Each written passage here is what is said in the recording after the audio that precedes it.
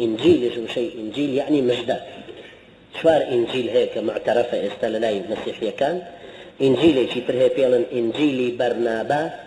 كباباي فاتيكان اعترافي بيناكا برنابا جيتي كاللواني كاللقل سيدنا عيسى يابون لو باخدا كهاتون بو قرتني كأو إن شاء الله شويتي تردي مسري بلان برنابا خوي الروايتي قرتني سيدنا عيسى جرته وشون لقل يابا طبعا أنا مو بناي المعلم بيلن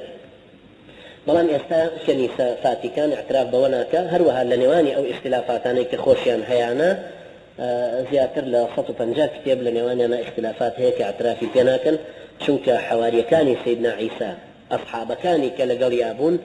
دواي سيدنا عيسى هم توشي راكردن معاناتي تعذيب وشوسانه وبون وهريكي كوتنا لايك إنجيلي شان دواي نوسي وتولى ذاكري خوان معلم آواي وطفلان آواي بوي إنجيل متى إنجيل مرقس إنجيل يوحنا أم إنجيلانك يا لوقا مثلا كلنا خويا أنا سيركي اختلافاتي كي زور لنواني أنا هي شنك الرواياتي بشركن كجراوي كيوا بوي أنا توان ري اعتمادي كلي لسر أو بكرة خواي جرجة فرمي فنسوا حظا مما ذكروا به هندك لو اشتانان بيرشوتو كنان نسيونان كردوان